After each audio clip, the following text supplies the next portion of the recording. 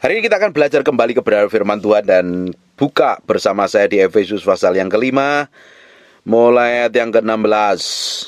Dan pergunakanlah waktu yang ada. Kita harus pakai waktu yang ada ini bukan untuk ongkang-ongkang kaki, untuk males-malesan, untuk makan dan tidur tidak melakukan apa-apa, tapi kita pakai untuk kemuliaan nama Tuhan. Waktu yang ada ini kita mau kerjakan, buat berharga buat kerajaan Allah. Orang itu kalau kita mengerti ya, kalau kita ini ngerti hidup kita ini begitu berharga dan bermakna untuk orang lain, kita akan jalani hidup kita setiap hari penuh dengan tujuan, penuh dengan gembira. Kita gak mau buang waktu kita sia-sia. Kita mau pakai setiap detik, setiap menitnya berguna buat kerajaan Allah. Sebab itu janganlah kamu bodoh, dan pergunakanlah waktu yang ada, karena hari-hari ini adalah jahat. Memang ini udah hari akhir, hari ini tambah jahat, banyak tipu daya setan, tipu muslihat iblis yang menjerat orang percaya. Ditipu seakan-akan mereka umurnya masih panjang dan bisa melakukan ini dan itu, sehingga dia lupa dengan apa yang harus dia kerjakan menurut kehendak Tuhan, sehingga mencapai destinasi Tuhan. Kita seringkali ditipu. Kita memiliki waktu yang banyak, kita umur panjang dan lain sebagainya. Harusnya kita pakai waktu yang ada ini dengan maksimal mungkin. Semakin kita pakai untuk kemuliaan nama Tuhan, di hari kita semakin berharga dan bernilai. Sebab itu janganlah kamu bodoh, tapi usahakanlah supaya kamu mengerti kehendak Tuhan. Artinya nggak ada orang Kristen boleh bodoh. Orang Kristen harus pintar, berhikmat, cerdas secara rohani, cerdas secara mental. Harusnya. Karena apa? Ada roh Tuhan tinggal dalam hidupnya. Ada hikmat pengertian dan kerajaan surga yang tiap hari direnungin, dibaca. Kurang apa lagi? Saya nggak habis pikir orang Kristen itu bodoh banget gitu. Masih suka ditipu setan, masih suka dijerat setan. Kenapa? Nggak ada hikmat, nggak ada pengertian. Kenapa nggak bisa ada hikmat, nggak ada pengertian? Nggak pernah baca kebenaran, nggak pernah baca hukum-hukum kerajaan Allah, sehingga hidupnya ngawur, sembarangan, sembrono dan berantakan terus-terusan.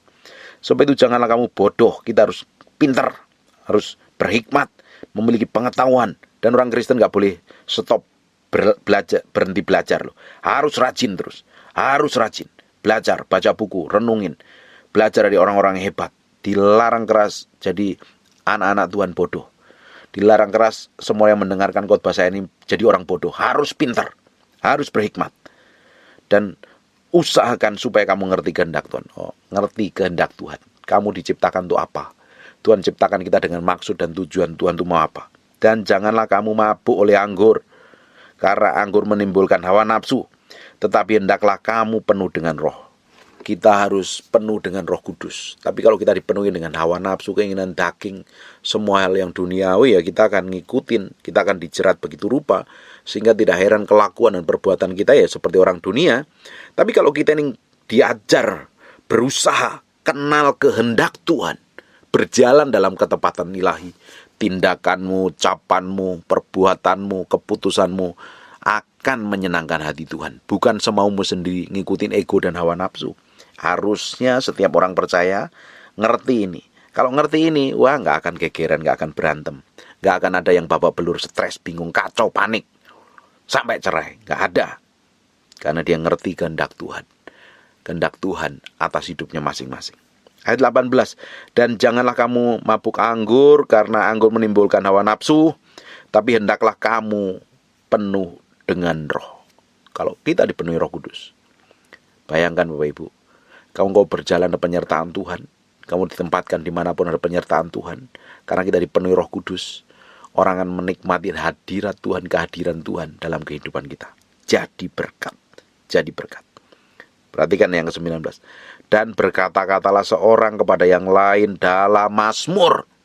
Kalau ngomong itu loh, ngomong itu dengan pujian, pengagungan untuk Tuhan. Bayangin kalau kita ngomong ini dengan mazmur, kidung puji-pujian dan nyanyian-nyanyian rohani, bernyanyi bersorak bagi Tuhan dengan segenap hati. Bayangkan Bapak Ibu, mulut kita isinya kayak begini ini. Kalau mulut kita isi dengan ini, gak mungkin kau suka berantem sama pasanganmu, gegeran saling benernya sendiri, saling nyalain, saling menghakimi. Kita itu suka berantem dengan pasangan, menyerendahkan, nyakitin, melukai pasangan kita. Dan kita lupa bahwa dia adalah orang yang kita cintai, kita kasih, sampai kita ambil keputusan menikah. Kalau udah marah gak terkontrol, artinya engkau udah dipenuhi Roh Kudus, engkau dipimpin daging, dipimpin emosi. Orang kalau dipenuhi Roh Kudus nggak mungkin seperti itu. Perhatikan nih di Kolose 3 ayat yang 16 dan 17 nih. Hendaklah perkataan Kristus diam dengan segala kekayaannya di antara kamu. Di mulut kita ini harus kadang perlu diem. Jangan banyak ngomong, lebih banyak mendengar. Kita harusnya mulut kita itu dipenuhi dengan kekayaan yang powerful dari kerajaan Allah. Surga manifestasi melalui tindakan perbuatan kita. Mulut kita itu ngomong selaras seperti kerajaan Allah. Hendaklah perkataan Kristus diam dengan segala kekayaannya. Kurang apa lagi di antara kamu? Sehingga kamu dengan segala hikmat, orang yang punya perkataan Kristus yang melimpah-limpah dalam hidupnya, orang itu, sehingga kamu dengan segala hikmat ngajar, menegur seorang akan yang lain dan sambil menyanyikan mazmur. Bayangin, negur orang sambil menyanyikan mazmur.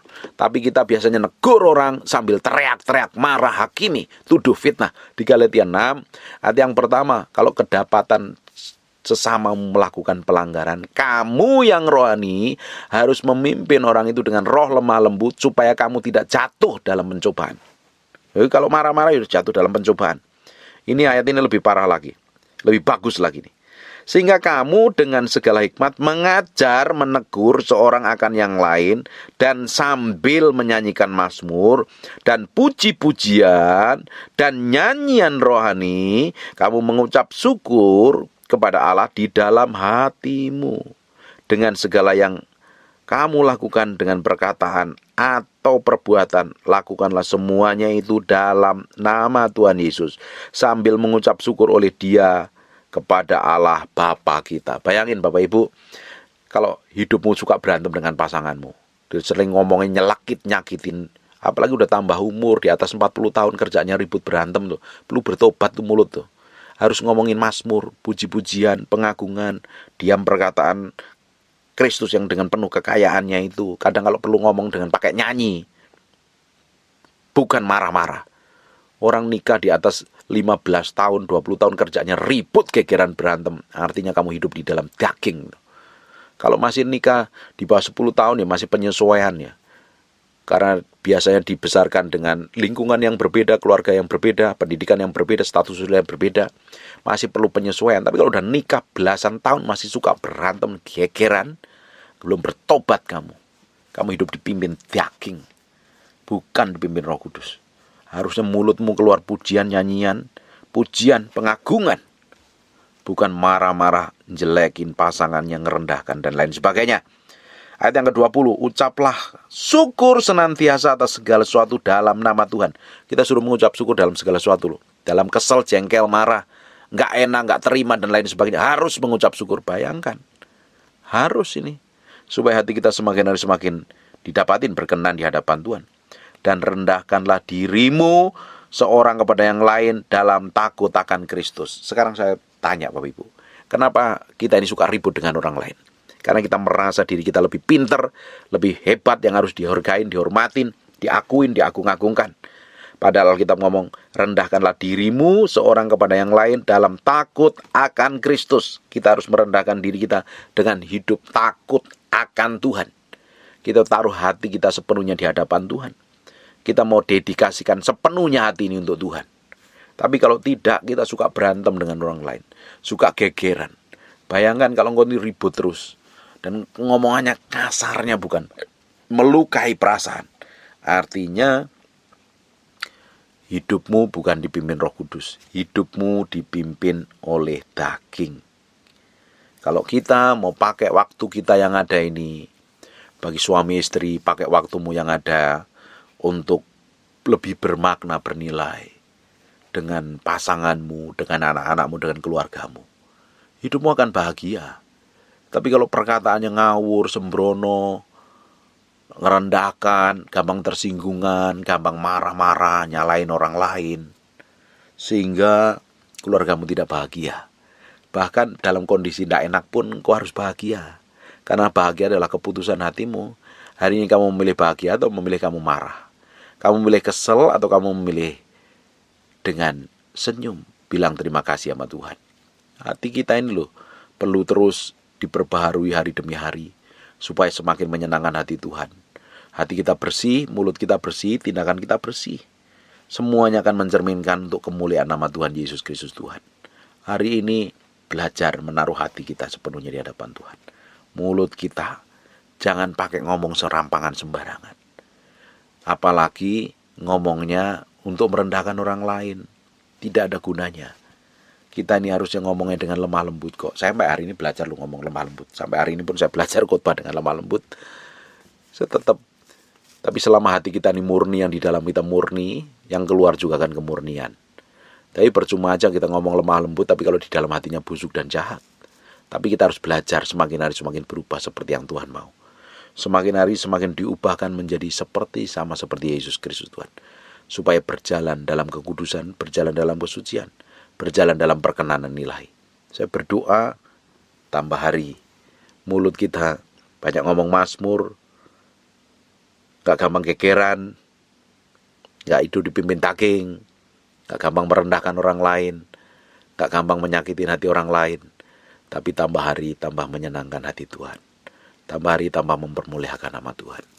Ujung dari hidup kita semakin hari semakin menyerupai Yesus Kristus Tuhan. Amin. Kalau ingin marah, jangan sampai terucap, suruh diam. Kalau udah kesel jengkel karena sikap dan perlakuan orang lain, nggak perlu ngomong dengan perkataan. Perkataan kita hemat. Daripada kita ngomong kotor, ngomong jelek, lebih baik kita diam dalam hadirat Tuhan. Kita ngomong memberkatin orang lain, itu perkataanmu penuh urapan. Kalau ngeliat pasanganmu menyebalkan, diam. 1 Petrus pasal yang ketiga ayat yang pertama. Kalau pasanganmu didapatin hidup nggak sesuai dengan kehendak Tuhan, diam. Di Mazmur juga ngomong yang sama. Lebih baik diam. Jangan banyak ngomong. Di Mazmur 4 ayat yang keempat. Biarlah kamu marah, tetapi jangan berbuat dosa. Berkata-katalah dalam hatimu, di tempat tidurmu, tetapi tetaplah diam. Kita suruh jaga mulut kita ini nggak sembarangan, nggak nyakitin orang lain. Kadang memang Tuhan izinkan hal itu terjadi, supaya kita belajar mengendalikan diri, menguasai diri dengan baik. Amin. Stop ngomong-ngomong jelek, ngomong-ngomong buruk, ngomong-ngomong kotor, udah dibuang jauh-jauh. Apalagi lagi nggak enak hati, ngomongnya marah dengan nada tinggi, itu hanya menyakitin orang lain, hanya melukai perasaannya. Orang kita dipanggil untuk jadi berkat kok, bukan untuk gegeran dan berantem dengan orang lain kok. Ngapain kita harus berantem dan gegeran dengan orang lain? Harusnya kita mau taruh hati kita sepenuhnya setiap hari bersama Tuhan. Hidup kita semakin hari semakin mempermuliakan nama Tuhan. Dijagain mulutmu, lambimu dijaga, ucapanmu dan tindakanmu harus dijaga, supaya semakin hari semakin menyenangkan hati Tuhan. Amin. Mudah sekali, hanya diam. Kalau marah, pengen marah, diam. Kesel lagi orang, diam, serahin ke Tuhan, datang kepada Tuhan. Hati kita nanti lama-lama terlatih, mulut kita terlatih, tindakan kita terlatih. Ketika dipersalahkan, dituduh, difitnah orang lain, hanya disenyumin aja, serahin ke Tuhan. Justru orang-orang model kayak begini dapat pembelaannya Tuhan, itu powerful sekali. Semakin kita menyerah, semakin kita ngikutin Tuhan, pembelaan kita ini semakin powerful dan berdampak besar dalam hidup kita. Amin. Sekarang tutup matamu, tutup Alkitabmu, kita berdoa. Bapa, terima kasih kami materikan firman dengan darah Yesus. Terpatri dalam loh batin kami, hidup kami semakin menyenangkan hati Tuhan, sesuai dengan kebenaran firman Tuhan. Berkati semua orang yang mendengar firman yang mau sampaikan, diberkatin Tuhan. Dan mau berdoa untuk orang yang sedang sakit dan mengalami kelemahan tubuh, oleh bilur Yesus, oleh darah Yesus, jadilah engkau tahir, jadilah engkau sehat, jadilah engkau sembuh. Dalam nama Yesus, kami berdoa dan mengucap syukur, haleluya. Amin. And God bless you.